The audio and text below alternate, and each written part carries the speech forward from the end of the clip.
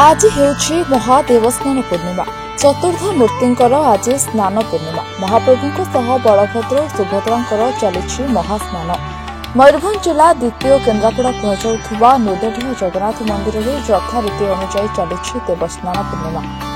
ठाकुरंकर समस्त नीतिकांति पर मंदिर पहंडी विजे सह चतुर्थ मूर्ति को स्नान मंडप अभिमुखे नहीं हजार हजार श्रद्धालु और सेवक। पर सुबासित 108 कर जल चतुर्थ मूर्ति को स्नान कर घंटा घंटा धूप दीप ध्वनि सारा अंचल प्रकंपित होता। पर ठाकुर को नूतन वस्त्र सह बेश अनुष्ठित होता। संध्यारे प्रभु हाथी बेश सह ठाकुर नीतिकांति हेब बोली मंदिर बोर्डर सभापति सूचना देते। आज पवित्र देवस्नान पूर्णिमा यही उपलक्षे आज आमर यही नुधुरिया पिंगु श्रीजगन्नाथ मंदिर में पूरा नीतिकांति समस्त कार्यक्रम चली। आज भोर ठाकुर नीति सरिया पर आमर 8टा समय पहंडी कार्यक्रम आरंभ होती। वर्तमान महाप्रभु स्नान मंडप विजय करगले। यापर आमर 108 जो गरा आसी पानी अभिमंत्रित होगी प्रभु स्नान करेंगे। तापर पुणी ठाकुर गजवेश हेब। यापर सार्वजनिक दर्शन ठाकुर दर्शन देवे। समस्त को अनुरोध करा जो महाप्रभु को मानवीय लीला समस्त आसी सामिल हुंतु एवं महाप्रभु का आशीष लाभ करूँ।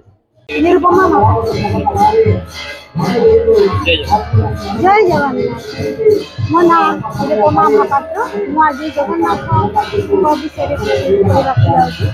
आज देवस्नान पूर्णमी। देवस्नान पूर्णमी मो प्रभु जगन्नाथ चरण समर्पन्न। आज जगन्नाथ प्रभु जगन्नाथ स्नान पूर्णिम सब भक्त मंडल आज उपस्थित अच्छा। आज स्नान मंडप सब भक्त भाई मैंने 108 कलश नहीं आम महाप्रभु को गाधेवा उद्देश्य पानी नहीं जाइए स्नान मंडप को।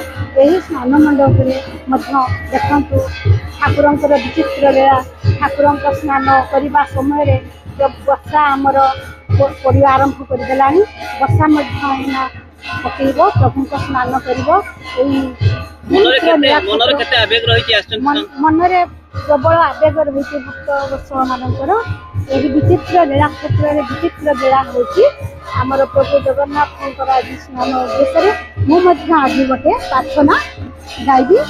उदयरू दीपक पुष्ट रिपोर्ट।